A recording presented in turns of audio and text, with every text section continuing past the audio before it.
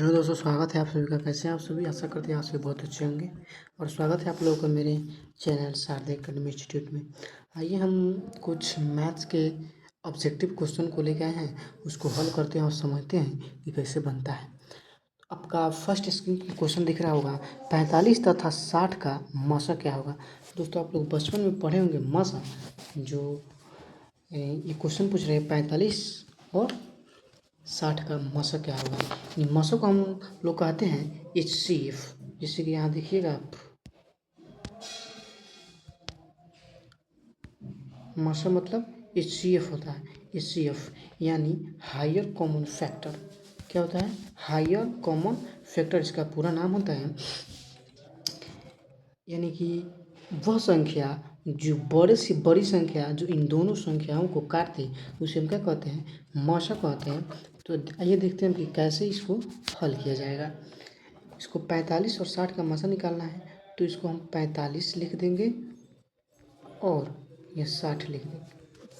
देखिए 45 से कम 45 ये भाग की तरह मतलब बनता है, और कितना जाएगा 15, और 15 को फिर ये हम 45 वाली संख्या को उतारेंगे तो ये हो जाएगा 45। सॉरी बच्चों, जहाँ तक बना था वहाँ से फिर हम बनाना स्टार्ट करेंगे। 45 और 15 और 45, 15 दिए 45, ये भी कट गए। यानी आंसर हमारा ये नहीं, हमारा आंसर ये होगा 15। यानी मसा का मतलब होता है HCF यानी हायर कॉमन फैक्टर। ऐसी कौन सी बड़ी से बड़ी संख्या है जो इन दोनों को काट सकती है। बच्चों, ऑप्शन में आपको 45 दिख रहा होगा, लेकिन 45 सिर्फ 45 को काटेगा, 60 को नहीं काटेगा। 3 काट देगा 45 को भी, 60 को भी, लेकिन उससे भी एक बड़ी संख्या है 15, जो 45 को भी काट देगा और 60 को भी काट देगा। इसलिए हमारा आंसर क्या होगा? हमारा आंसर 45 होगा, जो आप लोगों को स्क्रीन घ में दिखाई दे रहा होगा, यहाँ आंसर में दिया गया है। उसके बाद अगला क्वेश्चन, चलिए इसको हम अगले क्लास में हल करने का प्रयास करेंगे। अगला क्वेश्चन है क्वेश्चन नंबर 3। क्वेश्चन नंबर 3 है कि ये यूक्लिड विभाजन एल्गोरिथम दो धनात्मक पूर्णांकों के निम्न में से परिकलित करने की तकनीक क्या है। यानी बोल रहा है यूक्लिड विभाजन, जैसे कि हमारा यूक्लिड विभाजन का ये फॉर्मूला होता है, ए बराबर बी क्यू प्लस आर। ये क्या होता है? हमारे एल्गोरिथम नियम होता है, जिसमें हम एल्गोरिथम नियम से बोल रहा है कि क्या हल करते हैं। तो बच्चों, हम एल्गोरिथम नियम से हम सिर्फ एक मसा को ही जानने का प्रयास करते हैं, जिसे हम लोग कहते हैं इसी। अब कुछ देर पहले हम इसको समझे थे। तो क्या होता है? मसा, यानी ऑप्शन नंबर ख, यानी ऑप्शन नंबर बी भी कह सकते हैं इसको, जो वो यहाँ स्क्रीन पर दिखाई दे रहा होगा जी। उसके बाद अगला क्वेश्चन है, सबसे छोटी अभाज्य और सबसे छोटी भाज्य संख्याओं का गुणनफल क्या है। तो आप जानते हैं कि अभाज्य संख्या ऐसी संख्या होती है जो स्वयं से कटती है, और नहीं तो क्या एक से कटती है। जैसे कि अभाज्य संख्या आपको 1 हो गया, 3 हो गया, 5 हो गया, सॉरी 6 नहीं होगा, 5 हो गया, 7 हो गया और 11 हो गया। क्या अभाज्य संख्या? और भाज्य संख्या ऐसी है जो सिर्फ नहीं 2 से कटती है, 1 से भी करती है और खुद से भी करती है। ये भाज्य संख्या होती है, भाज्य संख्या होती है। तो आइए हम जानेंगे कि तो सबसे छोटी अभाज्य संख्या को हम 1 ले लेते हैं, 1 और गुना बोल रहे हैं, इस संख्या को गुणनफल मतलब गुना। तो भाज्य संख्या क्या होगी?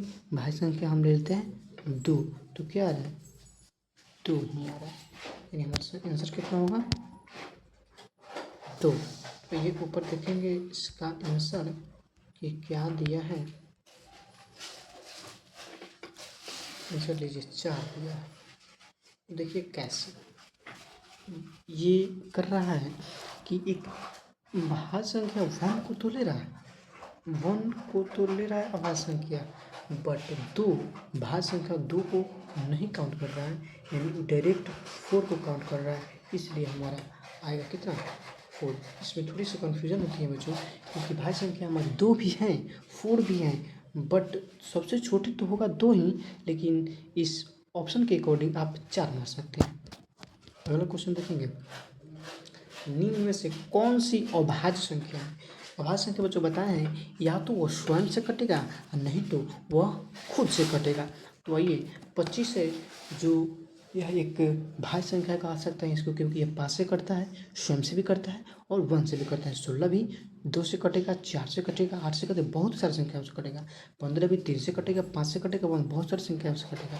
लेकिन 29 एक ऐसा मात्र संख्या है, 29 29 जो सिर्फ वह स्वयं से कटेगा, नहीं हमारी अभाज्य संख्या है। अगला क्वेश्चन देखेंगे कि प्रश्न 9, अगला क्वेश्चन है कि यदि P तथा Q दो अभाज्य संख्या है, बोल रहा है कि P और Q दो अभाज्य संख्या है, तो उनका मौशा क्या होगा? उनका मौशा क्या होगा? देखिए बच्चों, P तथा Q बोल रहा है, तो हम क्या करेंगे कि यहाँ हम किसी संख्याओं को रखने का प्रयास करेंगे। यदि P तथा Q दो अभाज्य संख्या है, मान लीजिए कोई दो अभाज्य संख्या ले लेते हैं, एक ले लेते हैं और क्या एक और 3 ले लेते हैं। अब इनका हम मौशा निकालते हैं, यानी 1 और 3 का मौशा निकालेंगे, 3 बार में कटेगा, यानी कितना हो रहा है बच्चों? आप लोग को देख रहे हो कि 1 ही हमारा आंसर हो रहा है। यानी कोई भी संख्या लीजिए, या तो 3 लीजिए या 5 लीजिए, तो भी हमारा देखिए, जैसे यहाँ 3 लीजिए या 5 लीजिए, तो क्या वो भी हमसे हमारा मौशा एक ही होगा। जैसे देखिए यहाँ स्क्रीन पे आपको दिखाई दे रहा होगा कि 2 हो गया और 2 के बाद 2 के बाद 3 बच रहा है, तो 2 एक कम 2 और फिर 1 आ रहा है, फिर 2, यानी हमारा फिर भी कितना बच रहा है? 1 ही बच रहा है। इसलिए हमारा आंसर क्या होगा? आंसर भी घ, यानी ऑप्शन नंबर घ होगा, 1 आंसर। चलिए बच्चों, आगे क्लास हम कल करने का कोशिश करेंगे। आज के लिए बस इतना ही, क्योंकि ज़्यादा अच्छा नहीं रहेगा, और बाकी जो बहुत क्वेश्चन है उसको हम लोग अगले क्लास में करने का देख लीजिए। बहुत सारे क्वेश्चन हैं जो हम आगे अगले क्लास में करने का कोशिश करेंगे। Thank you.